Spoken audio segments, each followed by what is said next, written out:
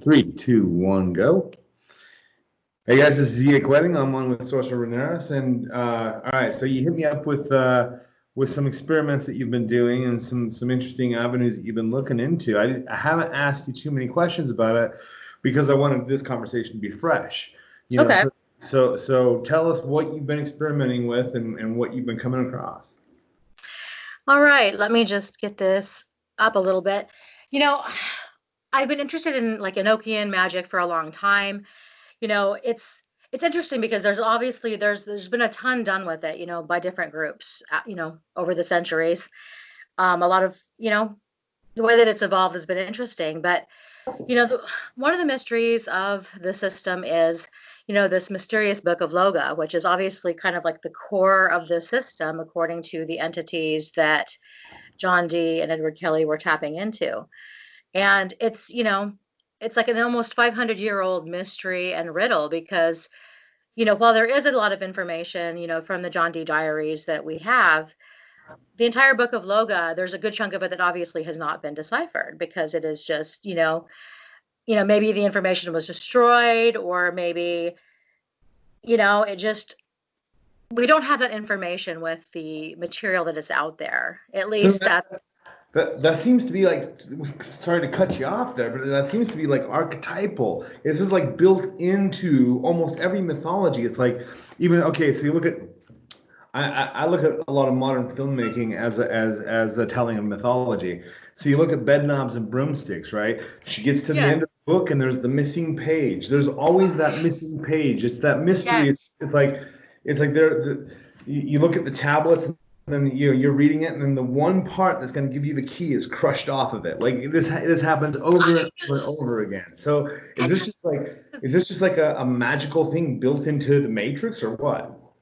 Yes. Yes. And actually, so it's like this magical treasure hunt that I have been on for years. And, I've been tinkering with the system, of course, as it is, like most people do. You can, traditionally there's different ways to do Enochian magic, but if you're going to be like a what people would call a John Dee purist, meaning you go exactly by the book and not go by Crowley or not go by the OTO or anything else. I mean, I think that all ways of working with Enochian magic are valid. A lot of black magicians and left hand path people seem to shy away from Enochian because of the Judeo-Christian, packaging that it's wrapped in. So they just say, oh well, it's why would we want to talk to angels if we talk to demons? But people are polarizing it in a way that maybe is not so helpful because I found a ton of information there. I found that I okay.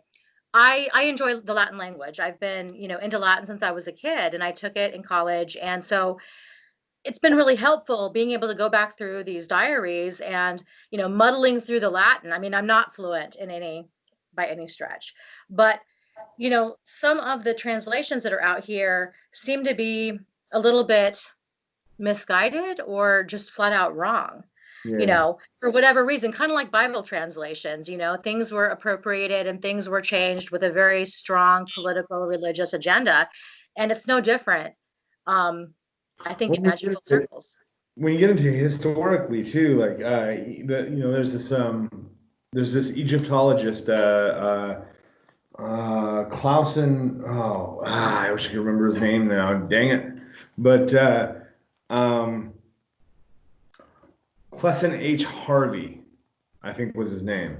And one of the things he started coming across is Egyptologists would sabotage each other's dig sites and each other's work in order to be the first one to come up with something.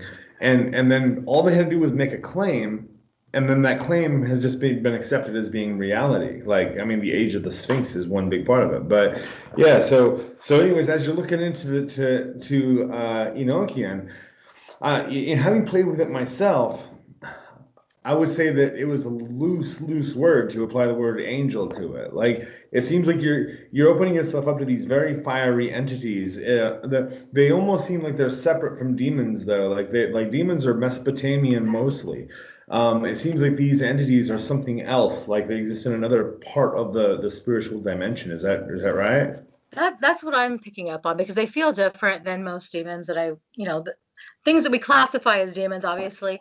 I Mm. mean, they do feel different. They seem different, but they do seem very much to be about, helping mankind ascend. It's just maybe a different, way that they go about doing it, or a different way of maybe focusing their energies. People would traditionally, okay, if you want to, scry this aether, you would, use this Enochian key and it would unlock the spiritual door. And then you would go and scry and talk to creatures and learn things. And, with the ultimate being closer to God is what the book says. John Dee has all these like ridiculously long prayers, oh, you got to pray for a half hour before praying and fasting and, all this shit that just does not usually resonate with people, especially on the left-hand path. And so a lot of people I've always just entirely discarded that because, you know, Enochian Magick works like when you strip it out of the religious trappings, you'll still get results. Okay. And that's Okay. true with most systems. Now, when you're working with the keys, for instance, like I have done rituals that is nothing but reading an Enochian key while I'm visualizing the end result of, like, in particular, one person I needed him out of this world, and it some crazy shit happened to him to remove him from my presence, and it was like, and all I did was read the key. Mm-hmm. So, and you're, oh man, you're even kind of like muttering through it, like I'll listen to how Crowley did it, and like, because they've got those voice recordings of him going through the keys, and it's like, that's great for him. I don't know. I feel like there are different ways that we individually kind of work with them, almost like runes, where you kind of start to digest it, rather than being just a language you're speaking, that you're kind of grabbing onto the spirit of it. So how far have you like dived into that, and what have you found out? Well, okay, so with the keys themselves, I mean, that's actually what I work with, more than, so if I'm doing more of a magical operation, I'm working more with the keys than I am anything else. I mean, because there's something, okay, something happens when you use the keys, whether you speak them, intone them. I happen to sing them, so I sing them in Enochian. Yeah. And it resonates because, these like older languages, like, as like Sanskrit, maybe, Arabic, early Hebrew, they're like considered seed languages. And Enochian, while, okay, who knows whether it was a channeled language, whether it was a made up language, whatever, it still has like this essence of being a seed language as well. And so it does something. And we know that, like human DNA can be altered by, sound, vibration, light. And this was, proved in a laboratory setting, with they wrote a book like Burnett's Intelligence. It was like German and Russian scientists. They did an experiment. They put DNA in a petri dish. They irradiated it, and then they were able to look through their equipment, and then they could see the waveform. Well, they took the DNA away, and yet the waveform was still there. Huh. And so, but they were able to then manipulate the physical DNA by even having it away from a distance. So that's when you get into like the quantum stuff, because they were able to speak things over this DNA, and then they would notice shifts in the DNA that was taken to another building. So that should say that, okay, when we start, getting into the mechanics of magic and tinkering with, the matrix of the fabric of reality, it seems like, language has a part potentially in that, because we've seen that as magicians, obviously, and even science is finally catching up. And, so, and if DNA can respond to that, then how can we, as, gods in becoming, gods in remembering, that is a godlike power to be able to control your DNA, because then that's an awesome type of power. I mean, so I think that by tapping into these spiritual forces, whether they're demonic, angelic, Othonic, the Enochian stuff, this could be a way to help unlock that dormant DNA. And then, physical and spiritual, evolution. I think that is entirely possible. Yeah, that was one of the challenges that Jesus laid out before the Pharisees. He says, none of you can even change a hair on your head. How do you expect to be able to really be masters of everything if you can't make a hair grow or make it recede? And he's like, and yet God knows every hair on your head.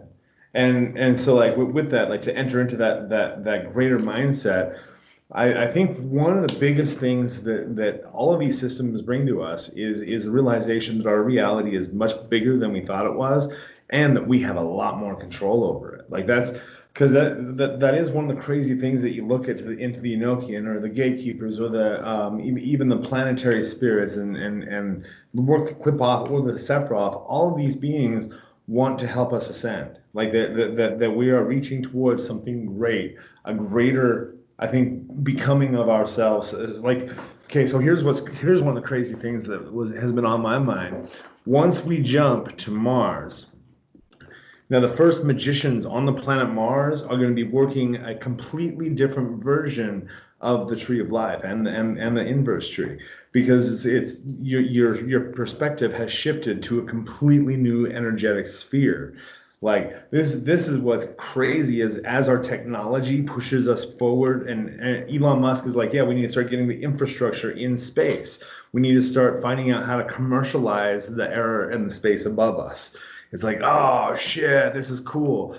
And but then so the things that we're now discussing as being magic, pretty soon they're going to be scientific, and they are kind of merging. Absolutely. I'm seeing that as well. And just, it's exciting. This is a really exciting time to be alive. Now, is my picture frozen for some reason? I can see Yes, you. yes, Okay. yeah. You're back. You're back. Okay. I'm back. I'm back. I'm good. Sure, Okay. or they'll take care of that. I'm sure. Okay, good. Yay. You know, I'm so inspired by what we're doing, with, yeah, there's a lot of chaos in the world. There's a lot of things that happen for various reasons, as there's been a lot of discussion about it lately, but I'm really inspired by where we're at. I feel like we are ready for this new leap forward. Humanity is at this threshold, this tipping point, and we are moving forward, and it's exciting. And, I feel like these keys do things. They did experiments years ago, probably about 20 years ago, the Sedona experiment, and then they did one in Prague where they had a bunch of people chant Enochian keys around a lake that was polluted. And then within a few days, it was clear water. So how can these be applied to heal maybe, parts of the planet, ourselves? They do have some sort of an effect. And the vision that I get when I started working the system was, the word uh, cosmic Rubik's Cube kind of kept, I would get this kind of visual of like this literal 3D, 4D type of structure, like a cosmic Rubik's Cube. And, depending on how things lined up, would then open a gate. Or if you've seen Hellraiser, the little cube, Yeah. you twist it and things open. I mean, for better or for worse. And depending on the author and system, some people feel like this, Enochian material has a more apocalyptic feel. And it does in some ways. But again, my understanding of apocalyptic being, the revealing of what's actually there, or just, Yeah. stripping away the illusions, that type of thing. Yeah. Um, So there is a definite that when we're talking about the apocalypse is applicable to every age, every person. It's an mhm. individual thing. It's also a societal thing because we are always just over the edge of destruction, and usually of self-destruction. And so as we're tipping over that edge, actually, it's interesting to look at once again at the mythology around us, where you see the Disney mythology has a very strong devouring mother essence. It's the stepmother that becomes the wicked witch. Now, if that evil part of ourselves, that shadow, isn't invited to the party, that's when it starts affecting our families. That's you start seeing it affecting the people around you. Like the tale that's been being told in these myths is very important, which is like, sure, this stuff is dark and dangerous, and it's interesting that like black magicians specifically avoid Enochian because it's like it's still a bit of a wild card. It's a bit of an unknown. It's because we know they're not angels as we would think angels are. But so what would you say they are? I mean, I can just classify them as, just higher intelligences as far as I've really gotten, rather than a specific particular time. There have been times where they've almost felt slightly Lovecraftian, a little bit, just a different, like a very, I don't know, not really like, demons to me are more personal. They will work with you more directly, whereas Lovecraftian entities are a little bit more distant in some ways from the mind of humanity because their thought process is so utterly not Yeah. human. At least.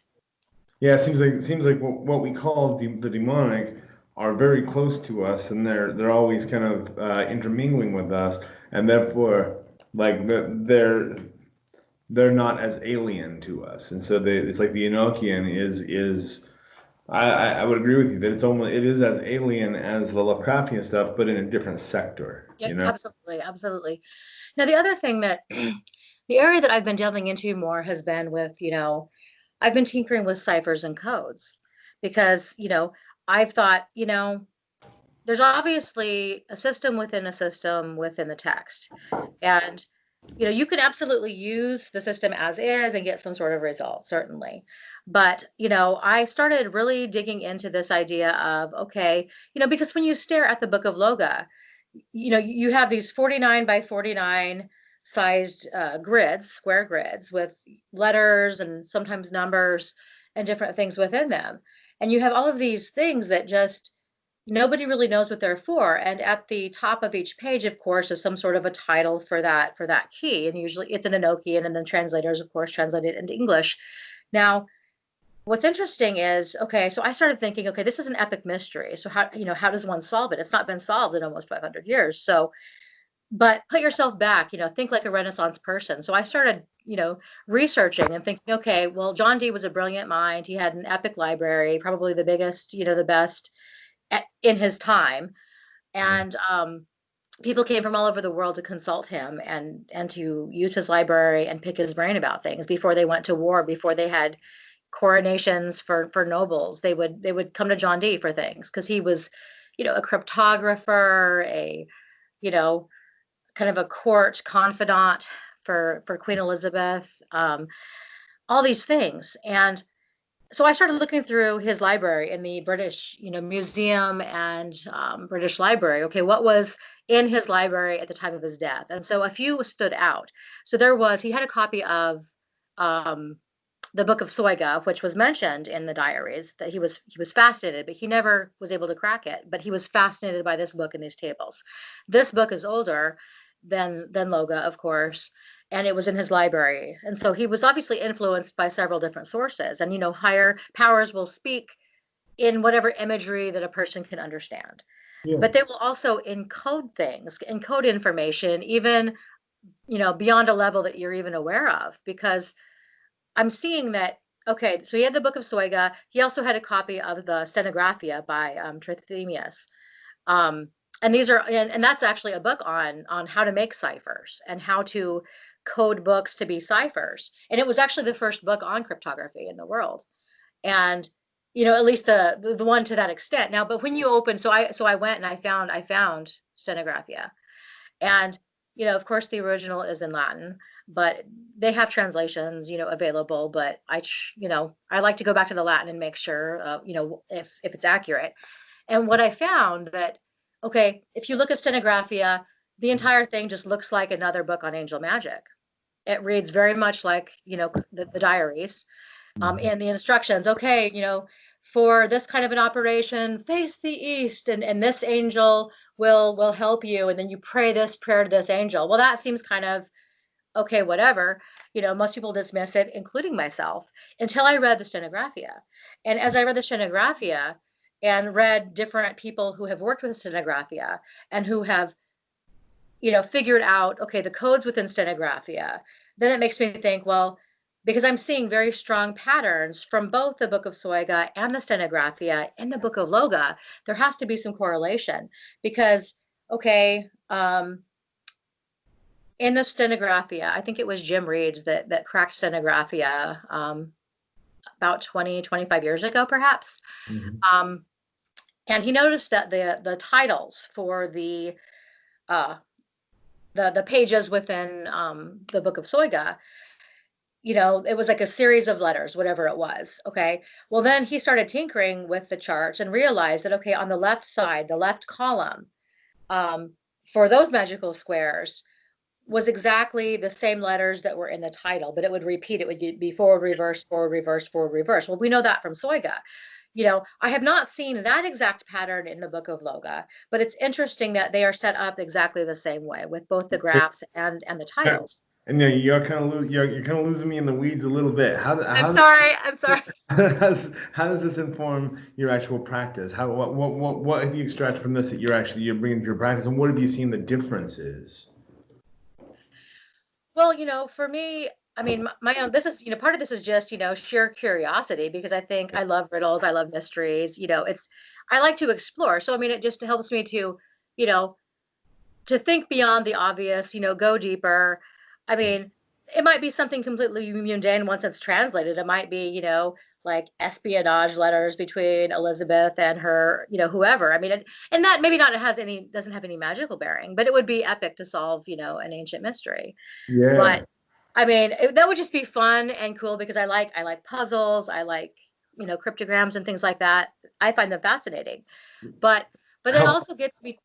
how far Sorry. into have you already translated the whole thing? Or are you how far into it are you? No, no, no, no. I've not been able to yet crack the code because it's so complex. I've discovered that there are um, Vigenère ciphers and Trithemian ciphers. At least three deep, but possibly as many as 72 deep. So I'm going to have to be working with like possibly 72 different permutations of these different ciphers. And so that doing it by hand is very complex, just for one cipher, let alone that number of ciphers. So I've also been, you know, talking to other people in the field that are interested in this thing, one of them being John DeSalvo. And he's written 3 books on Enochian magic. He's pretty well known in the circles that he is in. And he was one of my first magical mentors back in the day. And he's still a very delightful person to talk with. And he's a good friend. And we separately came to the conclusion, regarding these codes. I started asking him questions and saying, well, hey, I think that there's codes. And he said, yeah, you're on the right track because I'm also researching this with an NSA cryptographer. Mm. And so he has his people on it. I'm tinkering with it from my end. And he's made some headway. He's not necessarily shared exactly what the translation has been so far yet, because he's still tinkering with it. But I'm sure we'll put our heads together at some point.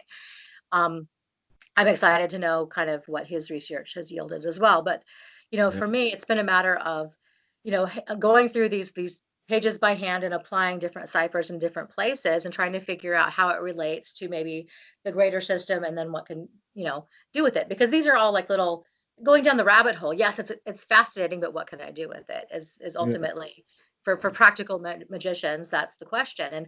And I don't know yet. I don't know yet. I have Yeah. not gotten that far. But I feel like something that was interesting in the Stenographia, it also, mentioned the keys of Solomon. And so I'm thinking, okay, so you start looking at like goetic works and things like that. And it's interesting because now that's also follows some of the same patterns in Stenographia and how it's set up. And so Yeah. I'm thinking, well, there could be things then with the Goetia that are more intriguing and, like, okay, like an example would be like with the spirits. It talks about, there's a lot of focus in these traditional types of systems, these like Renaissance angel magic books, we'll call them. Mhm. They focus a lot on, okay, constraining spirits, which, I don't do, that's not my thing. They talk a lot about, specific prayers, times of day, descriptions of spirits. Well, we've created entire systems based on that information. But with the stenographia, like the code within that is it's like, well, the angels are actually the key to the code. Okay. So if it says pray to the angel, Pamadiel, then because of how the book, there's like 3 books in Stenographia, and it actually tells you. So that one for Pamadiel, it would be every other letter of every other word is the code for that one. Okay. So the angels could actually be a clue to what code, because it says, okay, this angel on this day, but then Stenographia unlocks it and says, okay, but these angels are like code names for these different ciphers. Okay. Yeah. And it says it right there in Stenographia. Like the information is there within the text. Okay. But you have to decipher the text to even get that. And so Yeah. it's like a code within a code book. And it's really challenging, but it's interesting, I think. And I think that we can dig deeper into some of these texts and give them another look through as magicians to say, hey, what else is there besides this, the stuff that we have now? There's layers. Yeah, yeah, yeah. No, following, kind of following the breadcrumbs is always a fun process for sure. So, are you? Do you have plans? One, well, bring it. I guess bring myself personally and the world up to date as far as like what's going on. And I know you started a publishing house. Do you still have that going? And what are your plans on I going do. forward? I do. I have Abyss Press, and I have a good team of people. It's been awesome. I launched it last October. The community has been awesome and supportive, and we're having fun out here. We're having fun out here. You Good. know, um, What do you got planned for any future releases or anything? well, we want to do some collaborations, of course. Maybe have like a house compendium of something, but also I know that we've talked before about maybe kind of doing a collab and bringing in other people to contribute. That's still very much something that we want to do. um, just offering services, getting some things published, and pushing forward. It's been awesome out here. I mean, we've Yeah. enjoyed it. I'm i'm thrilled with the team that I have so far. No, that's nice. Yeah. No, that's and that is a cool. That's one of the biggest blessings I think is just being able to work with people that I respect. Being able to work with people that especially that I can jump into magic with, and I know that they're connecting to something similar as I am, and we're able to work together. So yeah, well, awesome. So people get you at abysspress.com. Yep, abysspress.com. Awesome, awesome. Well, no, it's crazy, and I would actually be excited to see you publish some of your findings as the Latin gets kind of figured out, and as you unlock the puzzle. Definitely keep everybody updated. I will definitely. Thank you. It's just kind of a work in process, but it intrigues me, it tickles my brain, and it's something that I can't leave it alone. There's something about it that I always kind of go back to and make a little more progress each time I meditate and ponder it. Yeah, no, that's awesome, and that is the key is to start just applying it and seeing how it unfolds itself, and once the gateway opens, these beings do start to put the information right in front of you. And so awesome. Well, I look forward to seeing how this develops, and we'll talk again soon. Hey, thank you. Thank you. Bye bye.